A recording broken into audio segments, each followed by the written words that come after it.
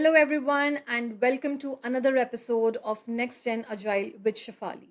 Today is a very special episode for me because my guest is not just an expert, he is someone who believed in me and played a huge role in shaping my journey as my mentor.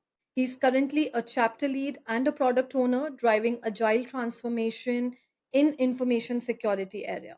It's a true honor to have him here. Welcome to the show, Bjoern Stephan from Munich, Germany. In this episode, we will be talking about his personal transition from a developer to a Scrum Master, the challenges, lessons, and the mindset shift that comes with such a career change. Let's dive in.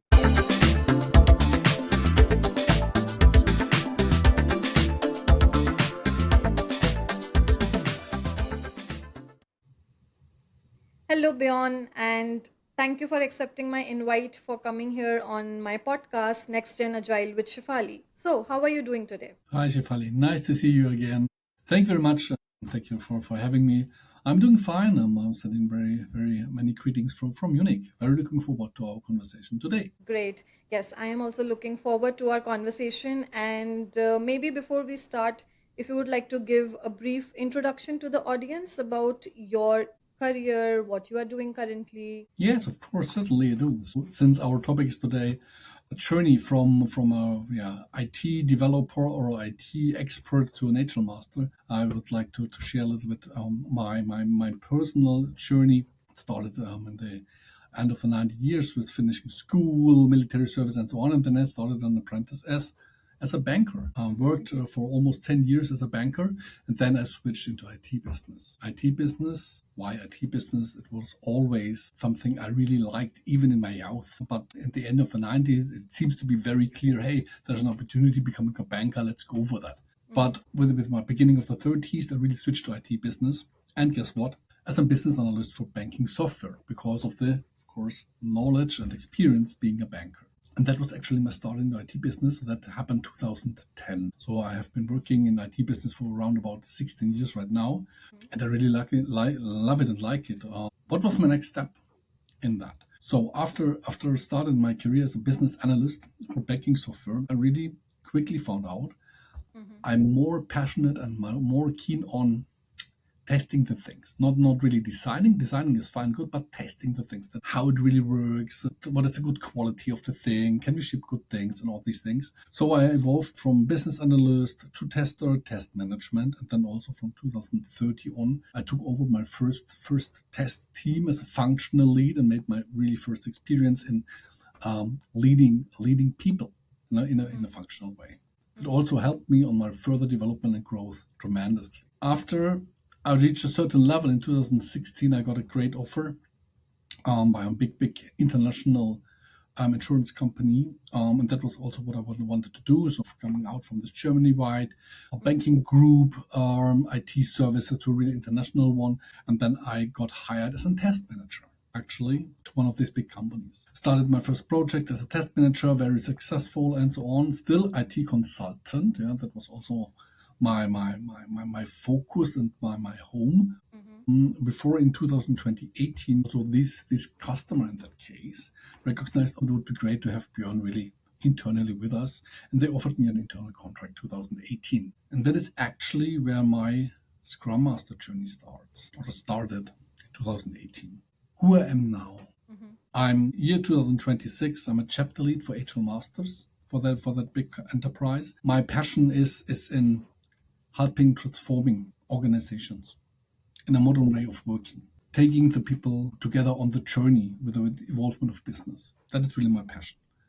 Who am I personally? I'm 48 years old. I'm married, two kids. As said, I'm living here in Munich, Germany. What are my favorite hobbies? It's actually family, and also some doing some cool stuff with the family. Great. Coming back to HR journey, maybe that is actually the topic. Yeah. What we want to talk about. My first touch points I got were already very soon in my IT career, 2010, 2011 already, Mhm. when I worked as a tester and then also test manager. Company introduced a new modern way of working, and that where I really got in touch. First of all, with hey, there's a new modern way how to collaborate, how to Yep. communicate, how to ship Mm-hmm. more frequently, constantly to customers. And that is what then triggered me also 2018, yeah, to really deep dive into that things, also to train others in Mm-hmm. these things, how to do it and to advise them, but not Yep. only advisory, also really hands-on experience, meaning I was in the middle of it, yeah, and acting as a scrum master. Great. I mean, listening to your journey, I feel it is so inspirational beyond that, what I could get out of it, that it is never too late to transition into any kind of role. And I think I would also like to give this message to the audience who is listening, that if you think that you want to transition into some other role and you think that, oh my God, I'm this, at this stage of career, I cannot change the role as of now. I don't think that is true, because given your experience, your journey, I think it's really motivating for people who would like to transition from different role. Because when we move into a career, then we realize that, this is not for us. Maybe the other role is for us, and we get more inclined towards that role. Thank you so much for sharing. And let me, my audience should also know that Bjorn has been my mentor and I have loved working with him. It has been a great pleasure that, I have been associated with Bjorn for more than 4 years now. So I can personally say firsthand that the journey that Bjorn has shared is, great for all of you to learn from. Okay, so after listening to your journey, Bjorn, first question that comes to my mind is, what was that specific moment or catalyst, that made you realize that I wanted to move from being a developer to becoming a Scrum Master? Yeah, finally the trigger really happened 2018, the final thing. So, guess what? I never transitioned into any role. I never applied for any Scrum Master role. It happened. It just Mm-hmm. happened. But the trigger I remember really well. I got hired as an internal for this big company, and they wanted me to be a business analyst and project manager with a good quality sense. Then I did that. But to at the end to develop and to write and type the code of lines of code what we needed, of course, some developers, some programmers. So I utilized a group and a bunch of people that were somewhere around. We shipped that project successful. It was a lot of work, of course, but at the end, I said to them, guess what? I'm a good business analyst, fine. I'm a good project manager and can ship the things, but I can make or I can support you as as an organizational point of view much more better if I organize. Let's see Mm-hmm. about the lights. Mm-hmm. I can organize the development team for you. Mm-hmm. I got experience from my previous customers. I was part of it in the middle, more or less. And I said, okay, you do a lot of things and utilize a lot of things, especially with this, let's call it the agile theater. You somewhere somehow used already Jira, a little bit of story writing, but it's just doing this stuff that has nothing to do with are we aligned, are these things refined, whatever, and far away from any agile mindset so far. What is transparency first? What is customer centricity? What is continuous improvement? Was never ever topic. And I thought, not really driven out of this agile thing. It was more like, hey, whenever we'll do a next project for you, I would like to have a cool, efficient team that is far less work than I had to handle these days. And that was the trigger. And I said, oh, I can do it. I can do it. I actually had certification, so I knew the vocabulary already a bit. I had experience how to organize these things, so I just did it. What is my official contract? Project manager. Had nothing to do with HR master. I Yeah. just did it. Yeah. Wow. Wow. Thank you for sharing that point with us. And I think most of the people would be able to connect and realize that it is not about your official roles that we have on paper. It is something what you believe that you could do and deliver that matters most in the end. Okay, Absolutely. so this brings me to another question. Because you were a developer, so what surprised you most about the Scrum Master role once you actually stepped into it? What me really surprised, no kidding, was how easy it was to find followers. Sounds now super ridiculous, and now okay, how have you made these things? Yeah. Just two things. First of all, you need to take care about people. You need to be honest and authentic. You should listen to them. and then really take care. Be reliable. If you agree on something to solve something for them, you can create pure value for them if you keep your eyes and ears open. So why did they follow so easily at the beginning? And I found that very also for me for easy. It was very clear. Maybe also in my experience as banker, I listen to the customer what he needs. I have the full repertoire of products in my bag, but I never sold anything, and I never sold any agile framework to them. I just listened what is their greatest challenge, what is their pain point, and then I took over some things or implemented some things that helped them. For example, that they struggle about we have so many bugs. We have no time for the new stuff. We always have to fix bugs. And I realized, yeah, you have no quality concept at all. You have no release concept at all. So I just started implementing these things. I never sold them that they have to do it. I just did it and that I give it a try. Maybe now it's easier. And of course, if you have a quality concept and you implement that slightly step by step, also with a release concept, it is at the end a time saver. And that was the real value that I created for them. Not any speech, blah, blah, or any vocabulary. It was just a matter of time. And that is how I really gained the followers, really. I said, be reliable, don't sell things, come over that point that you create things that really provide value. And then you can say, oh, look at that. Now we have a structured approach. Some would call it review, like having a look, does it really work? And we don't have a sheer look at whatever, we just demonstrate something. So that is how I found the followers. And that was surprising for me that Yep. when you really invest the time, if you really listen and you create and you act as a time saver, for example, in that case, you really find easy followers. Wow. Amazing tips. I think all Scrum Masters need to understand that listening is what, makes you a good Scrum Master, not just telling people this is what you need to do, this is what is expected out of you to doing it. It's more about listening, analyzing, and then providing solutions if needed, or rather enabling the teams to find the solution by their own self. That's great. So, okay, my next question would be, how did your technical background as a developer help you in your new role? Where, did it actually create blind spots or challenges for you? Yeah. So in my understanding, the main purpose of an HR master, Scrum Master, call it whatever. I like the word HR master much more better because that Hmm. opens up this broad range of different mechanics. Yeah. I call this the HR mechanics if you use Scrum, Kanban, lean programming, or any scaled framework. Yeah. So I like that wording HR masters more. But coming back to your question, what helped me is that I was part of development teams, that I took an active part in whatever role, doesn't matter. But I had the experience and I also felt the pain points and interaction. Especially in my role, I was a tester and test manager. And you can imagine in these classical approaches, you're always the last in the sequence, that you were always in a super heavy time pressure and the communication line is so long back to the business analysts whenever when you find failures. And that is for certain that you find these things. So that helped me a lot, yeah, to understand what I call it the Mm-hmm. flow Yeah. from first customer touch point to first consumption, that the customer can really consume a product. Hmm. And I had already a feeling, and that gave me really that sense of, okay, it's not only my thing, it's really left and right, and I have to look at the entire thing because I can optimize myself as much as I can do whatever. But if you don't have the full picture, you would not optimize the entire transition from a demand to a really delivery. That helped a lot.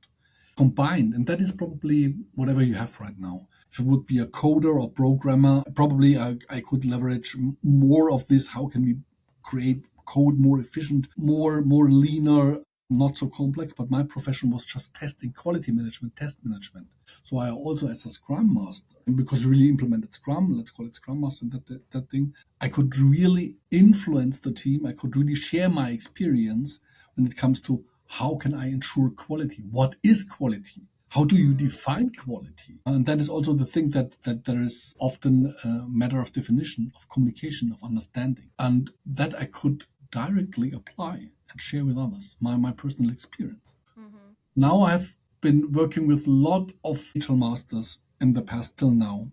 And in my experience, also the best digital masters are those that really come from these roles, being a programmer, being a business analyst, being a tester. because they can really tell true and real stories about pain Yeah. points, mitigation, and they don't have to sell things. They can really bring solutions on the table that can be Mhm. tried out. And that is exactly this HR thing. It's not a wording, it's being bold enough to try things out and to accept failures. And that is fine.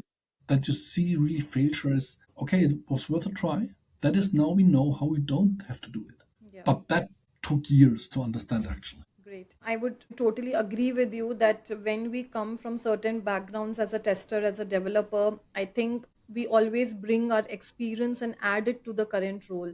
So if you're coming from that mindset that, a developer cannot be an agile master or a tester cannot be an agile master, I think people need to understand that it's time to change your perspective about it. That no, testers or developers could be also good agile masters, because we have a lot of experience of that flow where we understand exactly what is going on and we could then support the teams in a better way. So I really loved that take. Now next question would be, because this is very tricky, as being an agile master we have to shift the whole mindset, right? So can you walk us through a specific situation where you had to shift from I would just fix this myself developer mindset to kind of facilitating the team to solve it themselves? Actually, there were two main things Hmm. that triggered me or brought to that point. Enabling others, facilitating others, supporting others. Actually, two things. First of all, becoming a father. My kids. That was the first thing. Of course, you start with telling them, teaching them, but sooner or later you're sick and tired of doing the same again. So you coach them actually Yeah. to become self-sufficient. It's a Mhm. time saver for myself. It's an energy saver for myself. So that was one stream. Nothing to do with HR, whatever. It's Yeah. um, definitely that helped a lot. You don't have to become a father to buy. And by the way, so that is also the second stream. Also started before I got in touch really with the HR parts. That is when I really took over the functional team as a test manager. And yes, I was very good at testing these things. And probably I, I could have done it much more quicker. But for me, it was really clear. And that is also what I had to learn. That is one of the toughest skills you really need, patience. That it's worth investing the time supporting others. When others shine, then everything's fine. You don't have to be the big guy. Support others. Don't keep the others small, that you are the big one. No, no, it's absolutely not necessary. Enable the others. Let them shine, then automatically you shine at the end. And be honest and share and share that the joy and the fun when the others are successful. Don't be jealous, be proud of them. That is one thing. Why I do that, to be honest, a very selfish reason. It's a time saver for me, an energy saver. Same with the kids. I don't have the time to do it by myself. I would work tons of hours and I would not have time for my family. So it was very intrinsic for me to say, invest now the time, enable the others, teach them at the beginning, but then coach them very quickly, ask them what they need to do their things, not tell them what to do. That had to stop very soon. It's just a time saver for summer for myself. So it's, and I make myself not really obsolete, but I could go to on vacation without any hustle. And I'm still allowed to win the lottery, to play the lottery and maybe win the lottery. Yeah, because it wouldn't matter. There would be others that could step into the same activities as I did. Hmm. And that is what I really learned. Yeah, and that absolutely helpful. Yeah? Enable others Yeah. and be honest and not jealous and celebrate their achievements as it would be your own. Yeah. I think this brings in a lot of memories when I was working with Bjorn. I think he's not saying it, he actually lives by that principle that, and I also now believe in that don't try to be a hero. It's better that you enable people. So Bjorn always used to say me this, that you don't have to be the hero in everything. So you need people to outshine you. If your team is doing very well, it means that you are doing well. So that is how the mindset changes, and that is how agile masters need to think. You don't have to be the hero everywhere saying I'm the agile master, I have done this, I have done that. No, let your team speak on behalf of you. So thank you, Bjorn, for that take, and I really loved it. So what was the hardest skill to develop in your transition, whether that's letting go of control, Yeah. handling conflicts, or influencing without authority, or maybe something else? Patience, especially when you're a person that is used to drive things, that accomplish things, that maybe you do it on your own and you fix it very quickly. Patience was the thing I really had to learn. I probably, Shefali, you remember as well, I always say you have to find the sweet spot of change. You have to accept the pace of others, and you have to find your own pace. You cannot force others on their pace, especially when it comes to change. Change is mindset, it is culture, and that is always asking three questions, I would say. And you need to accept that you need everybody asks these questions. You will see, I will call you, I tell you, but you need to have the patience because everybody needs a little bit different time to answer the question. The question is, why do we change? The second question is, do I have to change? The environment changes, the product changes, whatever the strategy changes. Do I have to change? And the second and lastly is, do I want to change? And that is normal. And this takes time. So whatever you implement on a large, big scale, like I transform an entire area or an organization to whatever, or you start with simply, can you just update the status of your Jira story? Keep that in mind. Change is always pushing yourself or someone out of the comfort zone, and we have different paces to harmonize with that push. And at the end, if you, especially when you take over teams, you would like to enable everybody on the team because you know that only teamwork leads to success at the end. Patience is exactly where you say, "Oh, give me it, give it to me. I will do it right now, or I will explain it to you. I will teach it to you." No, take your time, take a break, even if it sometimes sounds ridiculous, exhausting. Let the others, or give the others the chance to reflect themselves. Lead with some smart questions. What is required that it creates value for you? What blocks you? And that was, I guess, the skill, actually, patience. Everything else you literally can learn from books, vocabulary, or whatever, or to doing things. But patience is a thing you need to be aware. Yep. No, I agree. And I guess people who have transitioned into a Scrum Master or an Agile coach, this is one important skill, even to practice in your personal life, I would say. When you transition in this kind of role, you tend to tone down yourself a bit because now you are a servant leader. We call it a servant leader, the role. So it's not more authoritative, it's not more, talking in that tone to your team. It's more about being patient with your team, like you are being patient, as you mentioned, with your own kids, or maybe with my own husband. I have to be patient with him for certain aspects, Very right? similar, I would say. Yeah. Husband and kids. So it's like his pace is different, my pace is Yeah. different. So we have to adjust to each other's pace, be patient, and then probably things fall in place. So I think that's well said, given advice to people, that what exactly is missing in you right now could be that one skill that Bjorn just mentioned, patience. I can Okay. give you one concrete example Yeah. if you allow, Shifali, just Yeah. Yeah. to finalize Please. that. Once I finished the project, was more or less successful really, and then the management asked me, "Hey, do you want to ramp up an Indian development team?" Mm-hmm. I said, "No, I ramp up a team. Doesn't matter whether they are from Europe or from India or whatever. So we really have Yes. a Yes. combined thing.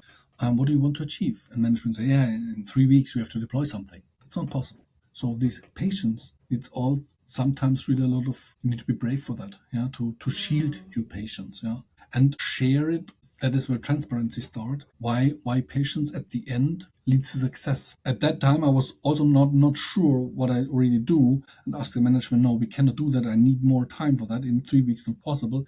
And it took at the end more than a year at the end.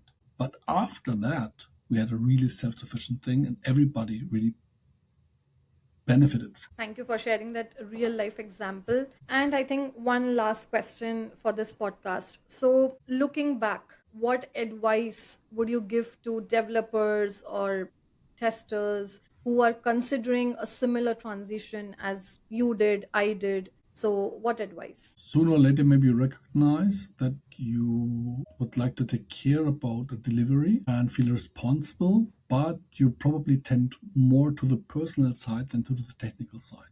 You should listen to your inner voice. If that voice, I call it the devil and the angel, says to you, "No, no, no, give me my artifact. I would like to type some lines of code or would like to do a concept or do a test," do it. But if the other voice says to you, would be great if we all have an easier life. But maybe I have to support that in that guy. And you will hear that voice, then follow that. So first advice, listen to your inner voice. That is not clear in the direction of taking care about persons, don't do it. Don't do it. Yeah? The others will recognize that you act, yeah, and you are not yourself. That would be the first advice. Second thing is, if you really say, yes, I would like to do it professionally, yes, of course, you should learn some vocabulary. But that is like a PO certification, product owner certification, Scrum Master certification. But it's more or less for exchanging with other Scrum Masters, with other product owners, maybe worldwide, that you have the same vocabulary. Yeah. That would be the thing. Learn it, that you know it. Don't use it within the teams, but you need to exactly match what is it in real life, but you don't have to flood them with buzzwords or with technical sayings or whatever. Yeah? But you need that vocabulary to exchange with others, that you speak the same language at the same time, Mm. more or less. That would be my second advice. And then start reading or watching, it depends what you more tend to, more books like The Phoenix Project, or Five Dysfunctions of a Team. I like these books really because it really combines these technical side and the workflow processes and how this affects people and vice versa. Be curious. Be curious. Yeah, that's it. Great. Great piece of advice. I think, and the books you recommended, this will surely help the audience to actually read more about the role that you want to transition into. And I think today, not only just related to professional advices, I think Bjorn has also given some life advices for all of you that, as a person, what exactly we need to do. And that is so refreshing. Thank you, Bjorn, for sharing that. So now we have come to the end of the podcast, and I just love the conversation. Thank you for answering all my questions so honestly, Bjorn. Very well. So now I would just like to ask you, how did you feel about coming on the podcast? Maybe some feelings. Shefali feels great, especially after the years we spent together. Being part of your podcast really honors me. I really like. I followed the entire series. It's great to have a platform where you really, same here, share your experience without expecting anything in return. It's Yeah. just sharing to enable others, and that Yeah. is same. I can really give it back to you directly. Mindset is so great, and I really love to be part of it, and I love to be part of your network. Thank you. Thank you. Thank you for your kind words. And I think this is something that one other thing that I've learned from Beyond is always trying to give back to the community. So I think this is what we feel, this is what we believe in, that whatever way it is always good to give back to the community. So great. Thank you so much, Bjorn. Thank you everyone for watching. I hope you liked the conversation. Please hit that like, subscribe button if you really want to have such kind of conversations on this channel. Thank you for watching.